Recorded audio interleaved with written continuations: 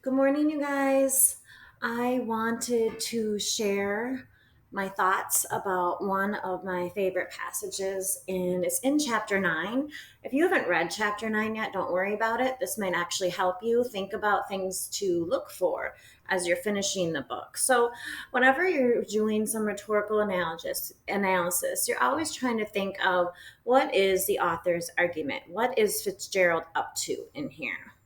I know a lot of you have caught on to the obvious of old versus new money, right? The old money was highly respected compared to new money, and like the excessive waste and immorality of some people in the 1920s.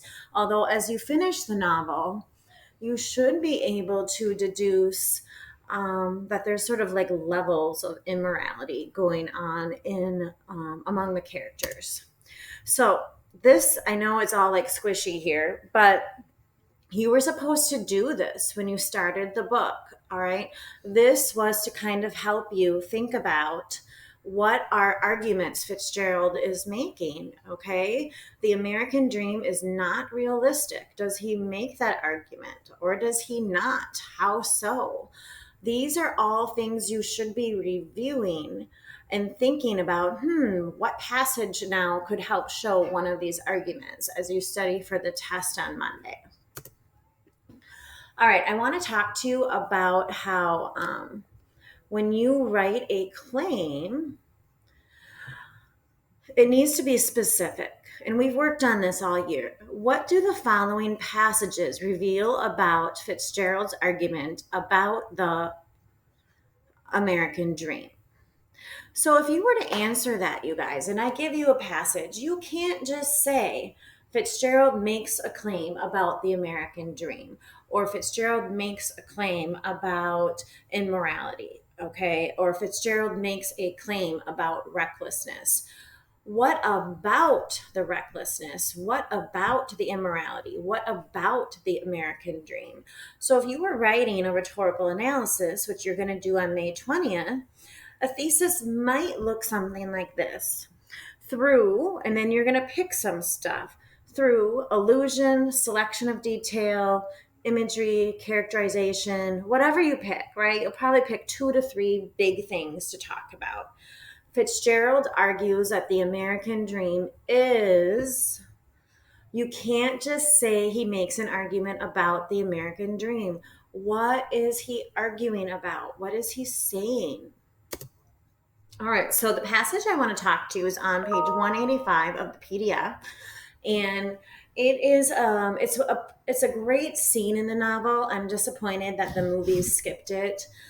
Um, it is Fitzgerald's dad coming and talking to Nick, and not Fitzgerald, Gatsby's dad. I'm sorry, Gatsby's dad coming to talk to Nick, and he shows him this thing he found in a book that belonged to Gatsby when Gatsby was a child. And the book is called Hop Along Cassidy.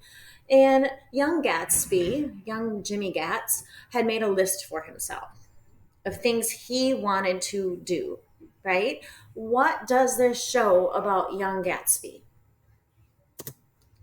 He also, not only does he make a list for himself, but he makes like other general resolves, like resolutions that he would make. No wasting time, no more smoking or chewing, bathe every other day, we read one improving book a week. All right, so Fitzgerald chooses to include this little scene here. We've talked about authors' choices all year. So, this is an allusion to Ben Franklin and some of Ben Franklin's work. Ben Franklin, first of all, wrote Poor Richard's Almanac.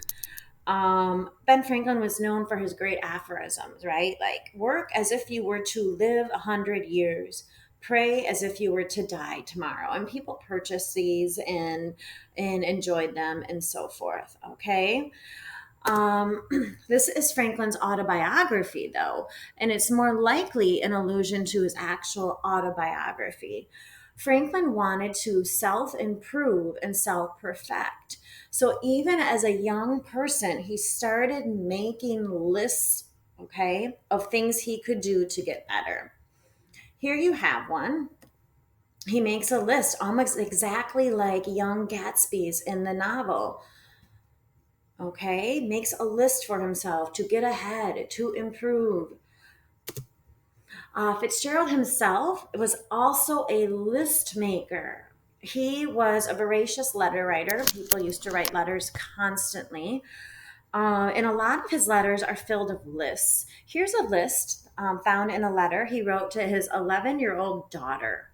And he gives her a list, things to worry about. Worry about courage, worry about cleanliness, worry about efficiency, worry about horsemanship. That's interesting. Tells you something about them and their family. Things not to worry about.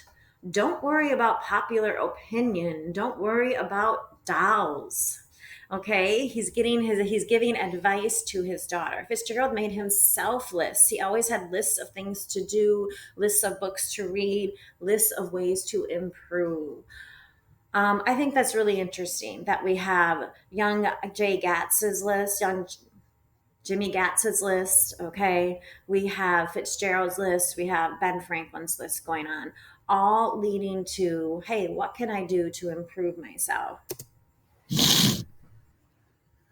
Um, the other thing that I think is a choice, okay? These authors are making choices.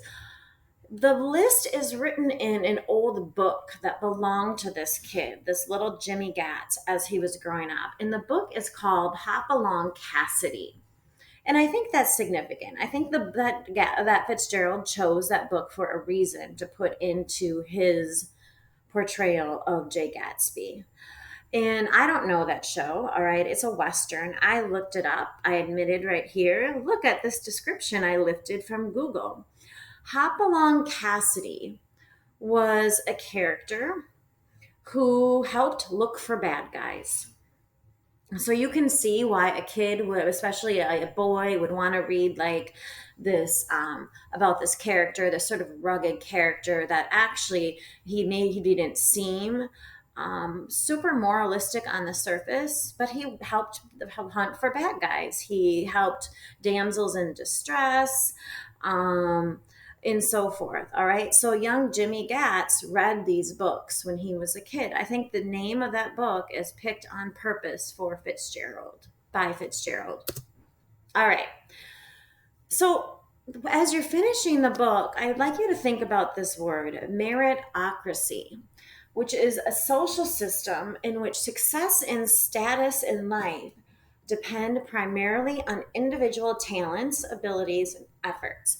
And people argue about this, right? They have different opinions on this. Many people believe that, oh, you can be successful in life if you hone your talents and you work really hard and you put a lot of effort in, okay? Some of you would say, no, that's not true. There's other factors. This is what I want you to think about as you read. What does Fitzgerald seem to believe about this idea? How can you determine that? Now, I list a few. You have the paragraphs of how young James Gatz reinvented himself. Some of you had to write about those paragraphs from chapter 6. That assignment was due this week. You have paragraphs of what he learned from Dan Cody. Even George Wilson. George Wilson could be applied to this idea of meritocracy, maybe. And you have the last few paragraphs of the book, which is this beautiful, beautiful language of people continuing to reach that are just pushed back. This image of reaching for things is profound throughout this novel.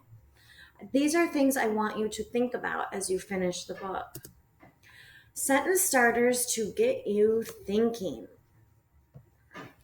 By including an allusion to Ben Franklin, Fitzgerald argues, what's he trying to argue about the American dream? Now, in order to answer that, you have to look at that allusion in the context that it's in. You can't just look at the list that Gatsby's dad shows Nick. What's the context that they're in at the time? This part is important. So little Jimmy Gatz makes this list of how he's going to self-improve, but then Fitzgerald makes him a gangster in his book. Why does Fitzgerald do that? Is that part of Fitzgerald's argument? Can you think about that as you continue to read? These are sentence starters that might get you thinking further in a little bit more detail about Fitzgerald's argument. Okay, again, reach out with questions, concerns, and so forth. Talk to you later. Bye bye.